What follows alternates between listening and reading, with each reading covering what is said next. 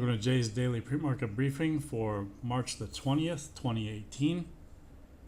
As you saw a moment ago, we were on the crude oil market, and for the crude oil market, we were expecting it to go up and test 62.50. We came very, very close to that.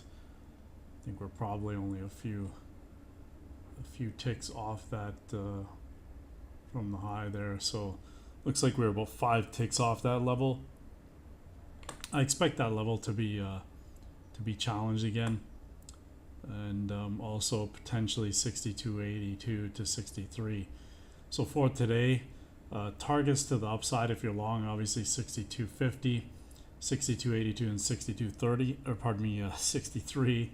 If we get through 63, then we're probably in for a much bigger move. 64.96 might be in play. For the downside today, if 62.50 or 62.82 holds, then obviously we need to be looking at the lower areas going down into that 67 and beyond there. So 60, 67, 59.88, and 59.34, similar to yesterday. Really depends where we're going to turn around, if we are going to turn around, whether it's going to be here around this 50 level or at 62.82 to 63, that zone on crude oil. Moving along to the Nasdaq. Nasdaq, pretty good move down yesterday. We've retraced about half of it already. So it poked through that 68.72. That's a key level. That whole zone, 69.29.75 to 68.72. As long as we can hold that area, then we potentially might go back up.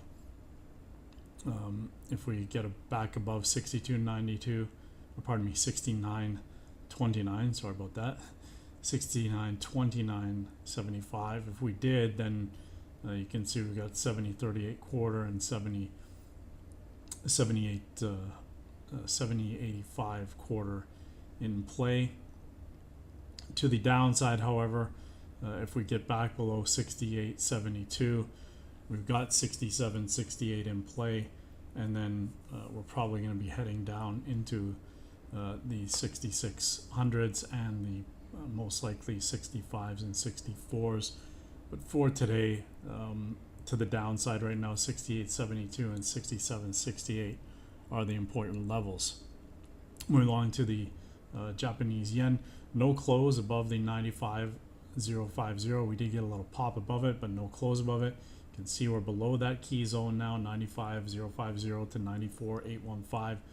So look for that area to potentially short down into 94.240 and 93.695. So long as they're out of the question, unless we get back up to 95.050 and above on the Japanese yen.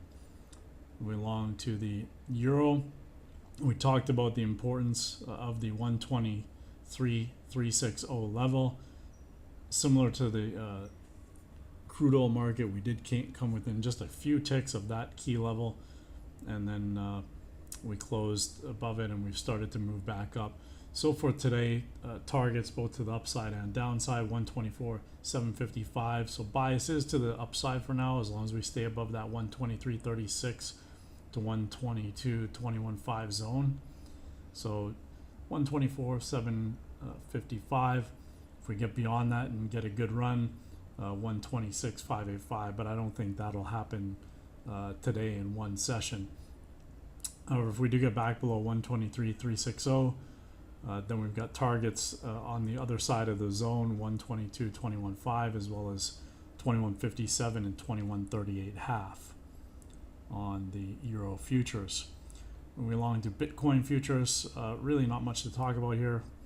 8,400, it's been very significant over the past 3 or 4 days, and the previous week as well. So that is the key area right now. Below that, be looking for shorts, as well as that 91.40 to 95.55. As long as we stay below there, I think you really got to be looking for retracements to get on the short side. However, if we do get above 95.55, shorts would be out of the question for the short term. You'd want to look for longs up into 11.375. and possibly 12,245, although if we did get above 95.55, I really don't think we'd hit either of those targets today, but that would be something to look forward to.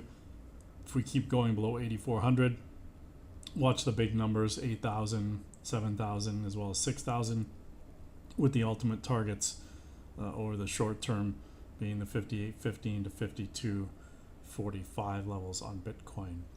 So that's your daily pre-market briefing for March 20th, 2018. Trade well, control risk, and Simon did a nice webinar last night over at the Trader Institute, and I'll post the recording, and he's actually doing another trial session today, Tuesday at 8 a.m. 8 or 9 a.m. Eastern Standard Time. I'll put it in the I'll put the link in the description.